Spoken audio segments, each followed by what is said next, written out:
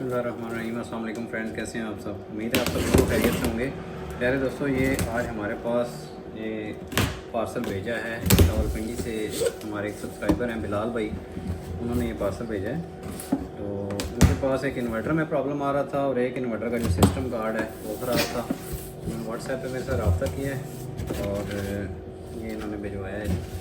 ये system card भेजा है इन्होंने और इसके साथ ही इन्होंने एक सोलर मैक्स का इन्वर्टर भिजवाया है। तो सिस्टम कार्ड जो है ये इन्हें ज़रा अर्जेंट चाहिए था। तो सबसे पहले हम इस सिस्टम कार्ड को चेक करेंगे।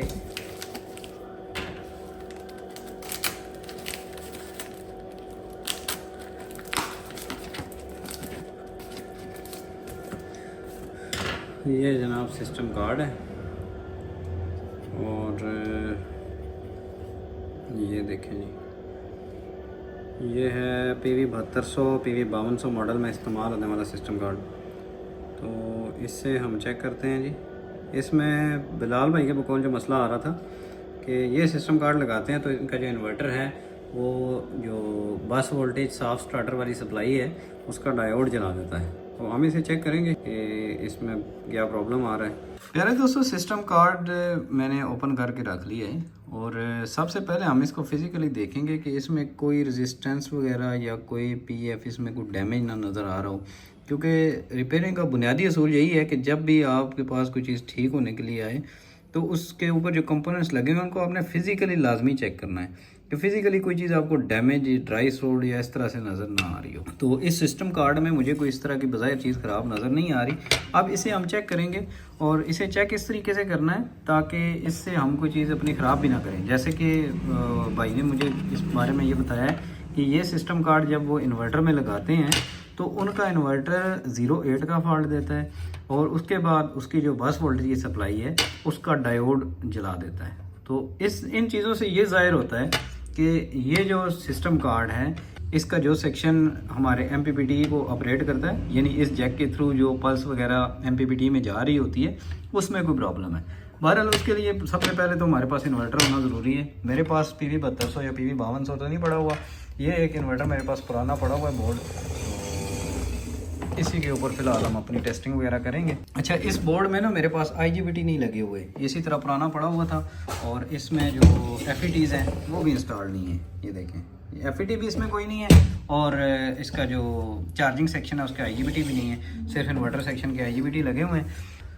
क्योंकि भाई भी बता रहे थे कि सेट ऑन होता है, ऑन होने के बाद 08 का एरर देता है और ऑन होने के बाद आपको इसकी थ्योरी का आइडिया होगा। जो मैकेनिक दोस्त मेरे वीडियो देख रहे हैं उन्हें पता होगा कि ये जो हमारी बस वोल्टेज की सप्लाई है MPPT वाली साइड से, ये सबसे पहले स्टार्टअप के लिए बस वोल्टेज बनाती है और ये जो बस वोल्टेज हैं ये बनने के बाद बाकी जो उसके बाद लोड वगैरह चलाने का काम है वो हमारे FETs के थ्रू होता है, या अगर सोलर आ रहा हो तो फिर हमारी सोलर का जो बूस्टर सेक्शन है वो काम करता है। प्यारे दोस्तों, अभी मैं इस सिस्टम कार्ड को अपने बोर्ड के साथ लगा के चेक करता हूँ। तो जिस तरह भाई ने हमें बताया है कि ये सिस्टम F08 का एरर देता है, यानी कि ओवर बस वोल्टेज का एरर देता है, तो हम कोशिश करेंगे कि इसको इस तरीके से चेक किया जाए ताकि ये जो बस वोल्टेज वाले कैपेसिटर हैं हमारे ये चार्ज ही ना हो। तो बस वोल्टेज के कैपेसिटर की जो तारें हैं इनको मैंने उतार दिया है। इस MPPT कार्ड की इनपुट के लिए जो जैक लगा होता है 130-40 वोल्ट जिस पे आते हैं वो जैक लगा हुआ है और इस जैक की भी ज़रूरत कोई नहीं है, वैसे लगा हुआ है, कोई इसका मसला नहीं है। और इसके साथ ये जो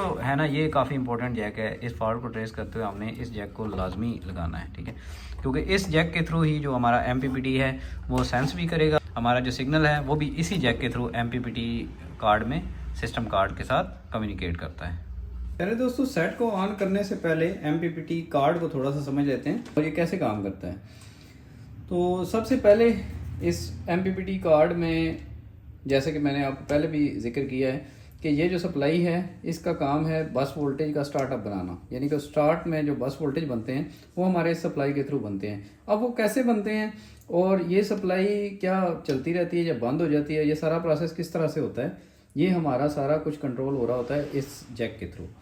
इस जैक में जो पहले नंबर की पिन है यहाँ से नेगेटिव पल्स आती है और वो पल्स हमारे इस ट्रांजिस्टर को मिलती है और इस ट्रांजिस्टर के साथ साथ हमारे इस कपलर को भी मिलती है। मैं आपको साथ साथ चेक भी करवाता हूँ, ये चेक करें।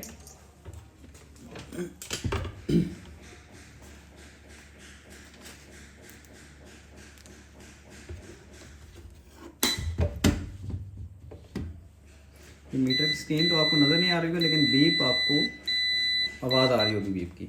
तो ये देखें जी, ये पहले नंबर वाली पिन है। यहाँ से मैं इस ट्रांजिस्टर की बेस पे रखता हूँ तो ये बीप दे रहा है, और ये इस कपलर पे भी यहाँ से ये पिन पहुँच रही है।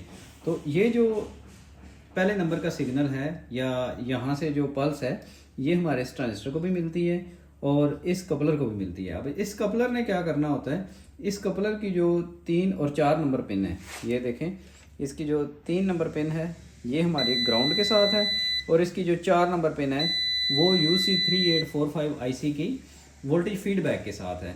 तो UC3845 का जो फीडबैक है उसको इस कपलर ने कंट्रोल करना है। जब IC का फीडबैक जो है वो मैक्सिमम होगा तो ये सप्लाई मैक्सिमम वोल्टेज पे काम करेगी, यानी इसने अपनी मैक्सिमम वोल्टेज आउटपुट देनी है। और जैसे ही फीडबैक बंद होगा तो इस सप्लाई ने बंद हो जाना है। तो इस एक पल्स के थ्रू इस ट्रांजिस्टर को भी कंट्रोल करवाया जाता है और इस कपलर को भी।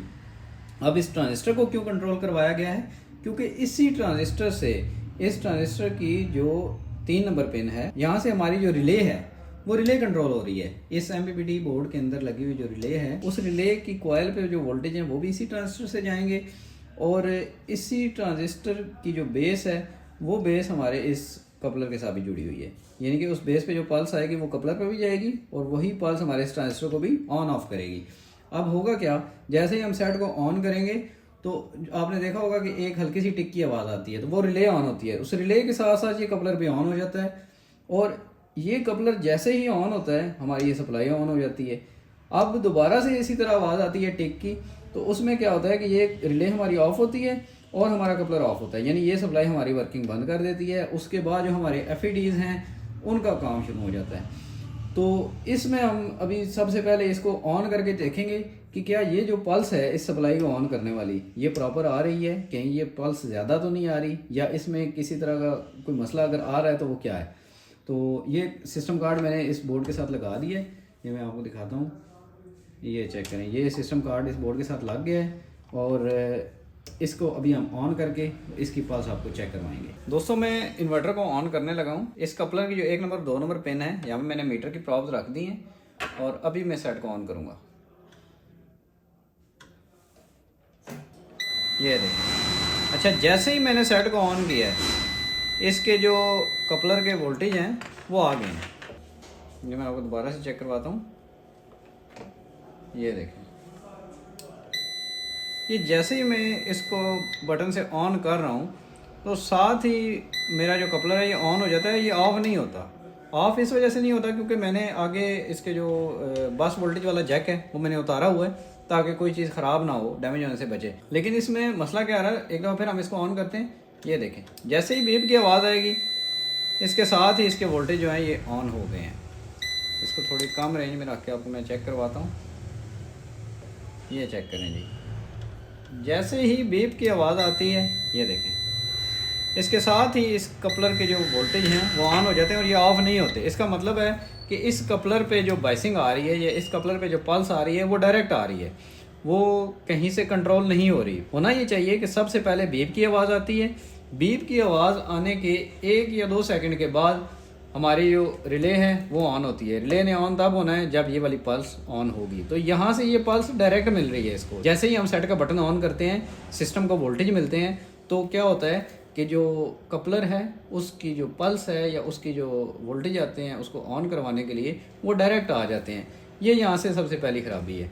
तो इसको हम चेक करेंगे कि ये ख़राबी कहाँ से आ रही है और क्यों आ रही है।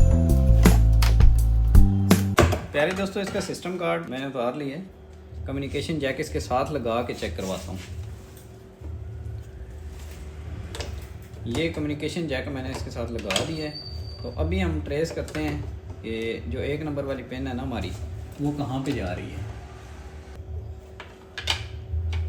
चलो इसको इस तरह से रख लेते हैं,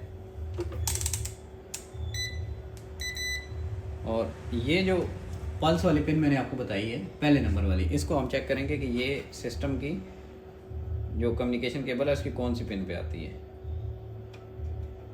या तो ये इस कोने पे आ रही होगी या इस कोने। ये पल्स हमारी जो है ना ये इस कोने पे आ रही है, इस पिन पे।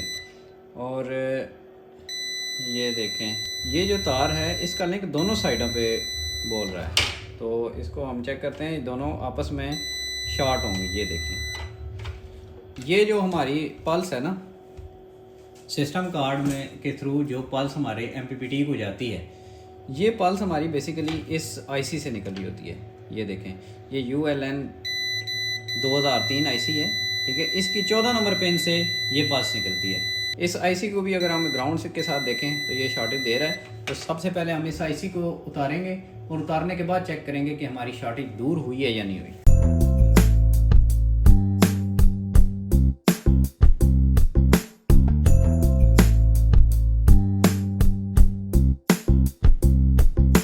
पहले दोस्तों मैंने IC उतार लिया है और अभी मैं दोबारा से चेक करता हूँ।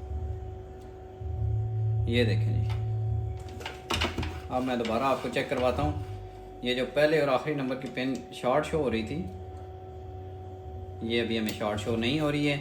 और इस IC की पिन हम चेक करेंगे।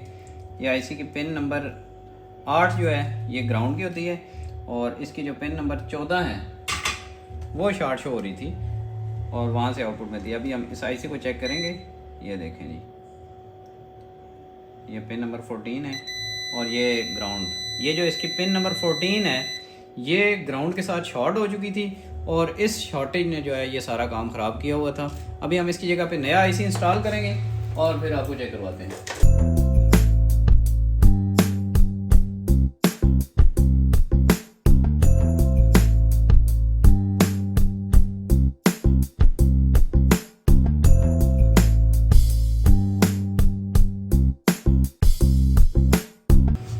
प्यारे दोस्तों, मैंने इस सिस्टम कार्ड के अंदर ULN 2003 IC जो है वो इंस्टॉल कर दी है। अब इसकी हम सफाई करेंगे और इसमें जो प्रिंट, मुझे एक आध जो पिन है ना इसकी वो थोड़ी सी लूज़ नज़र आ रही है, उसको मैं दोबारा से चेक करता हूँ। प्यारे दोस्तों, ये IC हमारा बेहतरीन तरीके से लग गया है, इसकी मैंने सफाई भी कर ली है। अब दोबारा से मैं इस सिस्टम कार्ड को इस इन्वर्टर के साथ लगाऊंगा और चेक करूंगा कि क्या जो हमारे वोल्ट डायरेक्ट कपलर तक पहुंच रहे थे वो बंद हो गए हैं और अभी वो प्रॉपर तरीके से ऑन ऑफ हो रहे हैं या नहीं हो रहे। तो ये मीटर को जनाब मैंने वोल्टेज की रेंज पे सेट कर ली है। ये चेक करेंगे। सेट को मैं ऑन करने लगा हूँ दोबारा से।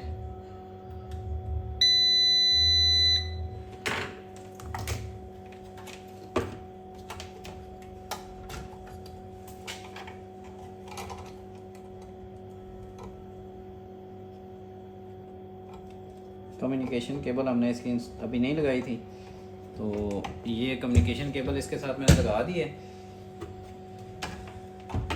अभी सेट को मैं दोबारा ऑन करके आपको चेक करवाता हूँ। ये देखें जी, मीटर को मैंने रख लिया है कपलर की 1 और 2 नंबर पिन पे और अभी मैं सेट को ऑन कर रहा हूँ। ये चेक करें, अभी वोल्टेज नहीं आया और ये वोल्टेज आ गए हैं रिले की आवाज़ के साथ। जैसे ही रिले बंद हुई है ये वोल्टेज बंद हो गए। अभी ये सिस्टम कार्ड जो हमारा है वो माशाल्लाह प्रॉपर वर्किंग करने लगा है। दोबारा इसको मैं ऑन कर रहा हूँ।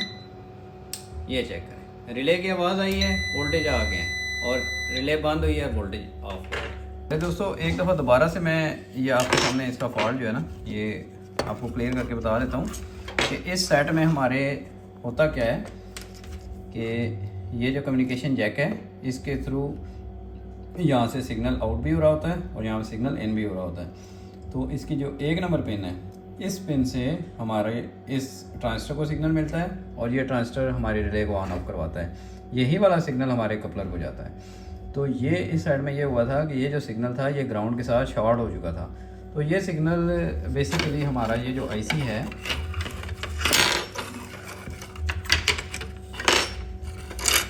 ये ULN 2003A, ये IC जो हमारा है ना इसकी 14 नंबर पिन से ये सिग्नल आउट होता है।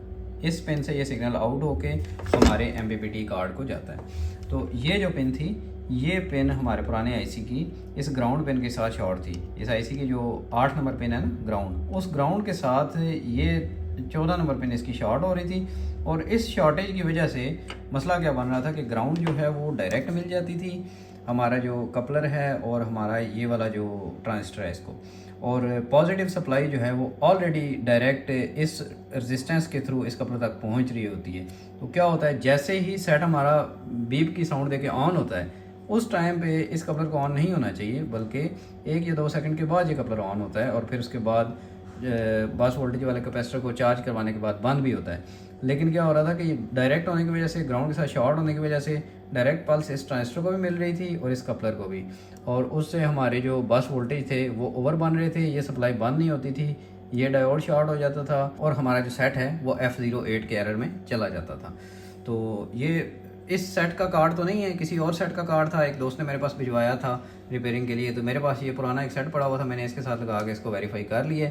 अभी इससे पहले जब हमने लगाया था तो यहाँ पे वोल्टेज डायरेक्ट आ रहे थे और ये जो सप्लाई थी ये ओवर बूस्ट हो रही थी। अभी जो है वो हमारे वोल्टेज नहीं आ रहे यहाँ पे, बल्कि जब ये सेट ऑन होता है, बीप की आवाज़ देता है, उसके 1-2 सेकंड के बाद यहाँ पे वोल्टेज आते हैं, ये वाली सप्लाई बूस्ट हो जाती है, और उसके कुछ सेकंड के बाद दोबारा से हमारी जो इस सप्लाई की बूस्टिंग है ये इन वोल्टेज के थ्रू बंद हो जाती है। यानी कि अब जो हमारे साइड की वर्किंग है, हमारे सिस्टम कार्ड है, इसका जो काम है ये प्रॉपर तरीके से सर अंजाम दे रहा है। प्यारे दोस्तों, ये थी हमारी आज की वीडियो के बारे में अपनी कीमती राय का इजहार कमेंट सेक्शन में ज़रूर दीजिएगा। अगर आप दोस्तों के पास भी सोलर इन्वर्टर से रिलेटेड किसी तरह का कोई ऐसा मसला आ रहा है जो आपसे सॉर्ट आउट नहीं हो रहा, या आप भी एंड यूज़र हैं और अपना सोलर इन्वर्टर अच्छी क्वालिटी के पार्ट्स के साथ जेन्युइन तरीके से रिपेयर करवाना चाहते हैं, तो हमारा एड्रेस जो स्क्रीन पे शो हो रहा है इस पे अपना सोलर इन्वर्टर भिजवा दें और व्हाट्सएप पे उसकी स्लिप लाजमी शेयर करें। तो इंशाल्लाह हम पूरी कोशिश करेंगे कि अच्छी क्वालिटी के पार्ट्स के साथ जेन्युइन काम करके आपका सोलर इन्वर्टर मरम्मत किया जाए, ताकि उसके अंदर दोबारा कंप्लेन आने का चांस ना होने के बराबर हो। प्यारे दोस्तों, वीडियो अगर अच्छी लगी है तो वीडियो को लाइक और चैनल को सब्सक्राइब ज़रूर कीजिएगा। इंशाल्लाह जल्द ही हाजिर होंगे एक नई वीडियो के साथ, तब तक के लिए अल्लाह हाफिज़।